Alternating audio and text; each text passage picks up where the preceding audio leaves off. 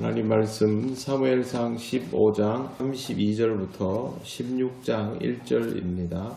한 절씩 교독하겠습니다.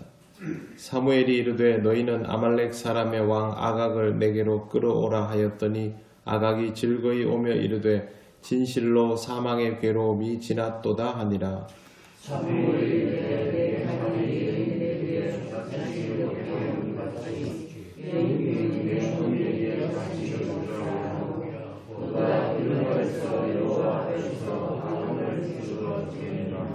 이에 사무엘은 라마로 가고 사울은 사울 기브아 자기의 집으로 올라가니라.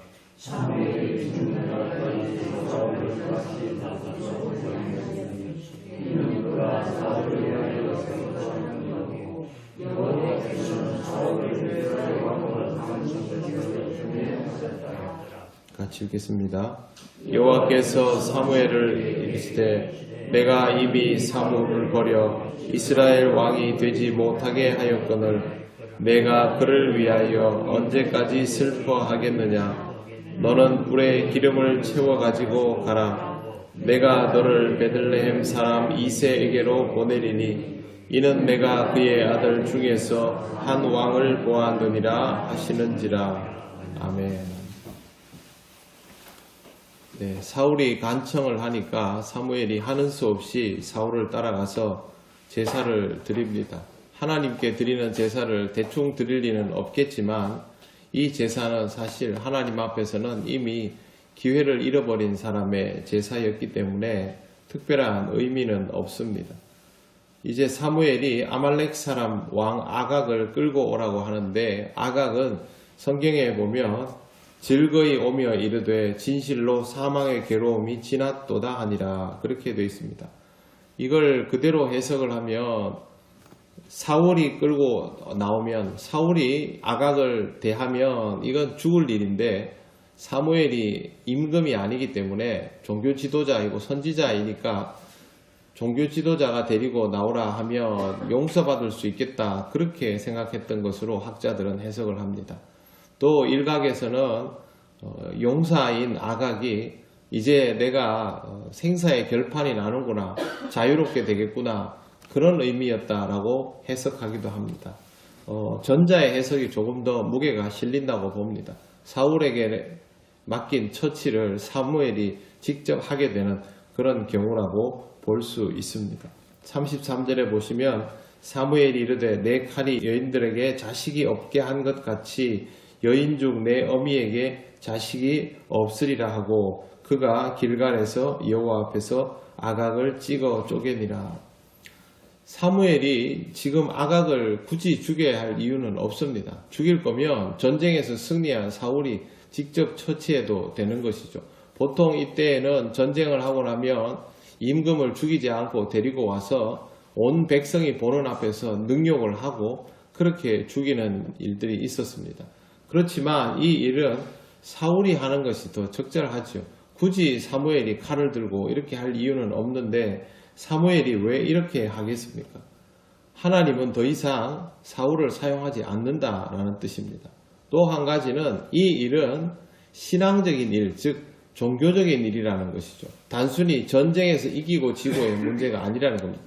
지금 이스라엘이 경험하는 모든 일들, 사울에게 하나님께서 말씀해 주신 모든 일들은 신앙적인 일입니다. 그게 전쟁을 하든 뭐 장사를 하든 뭘 하든 신앙적이기 때문에 대처법도 신앙적이어야 하는 것이고 그래서 전리품도 하나도 가져오면 안 되었던 것이고 아각이 아니라 누구든지 모두 남겨두지 않고 다 뭐 죽이고 마무리를 짓고 이게 이제 사울에게 맡겨진 숙제였습니다.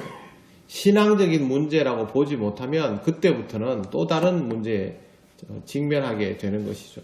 우리에게 주어진 일상의 문제들을 신앙적인 것이다 라고 해석하려 들지 않습니다. 경제 문제는 경제 문제고 정치 문제는 정치 문제다 라고 받아들이지만 하나님께서 말씀하시는 자에게 모든 문제는 다 신앙적인 문제입니다.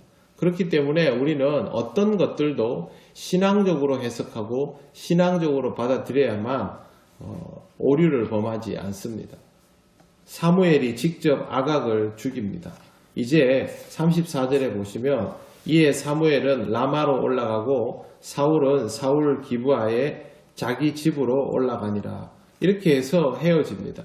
그게 끝입니다. 35절 사무엘이 죽는 날까지 사울을 다시 가서 보지 아니하였으니 이는 그가 사울을 위하여 슬퍼함이었고 여호와께서는 사울을 이스라엘 왕으로 삼으신 것을 후회하셨더라. 사무엘은 이 모든 것들에 대하여 진심으로 안타까워하고 슬퍼했습니다. 그럼에도 불구하고 사울을 찾아가서 위로를 하거나 사울과 다시 무언가를 하거나 하지 않습니다. 하나님께서 시효를 끝내버렸기 때문에 그렇습니다.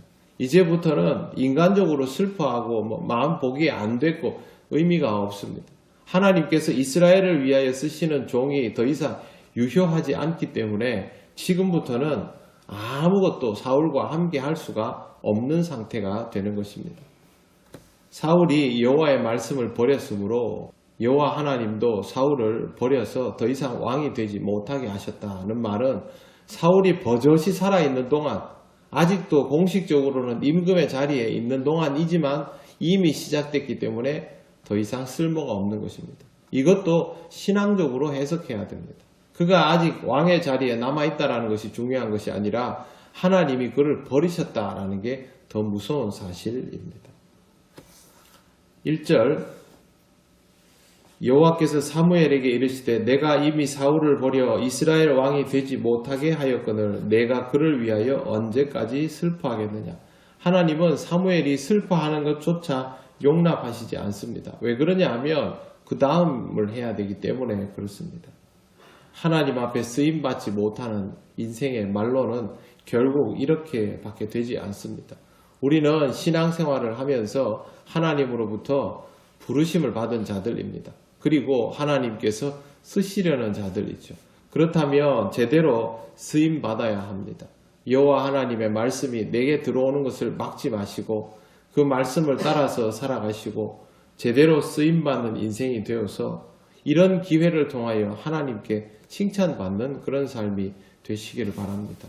사울에게는 이것은 분명히 기회였습니다.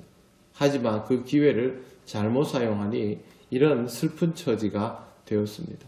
여러분에게 주어진 기회를 사용하셔서 하나님으로부터 꼭 칭찬받는 삶이 되시기를 바랍니다. 기도드리겠습니다. 하나님 감사합니다. 사울을 통하여 우리의 어리석음도 보게 하시니 감사합니다.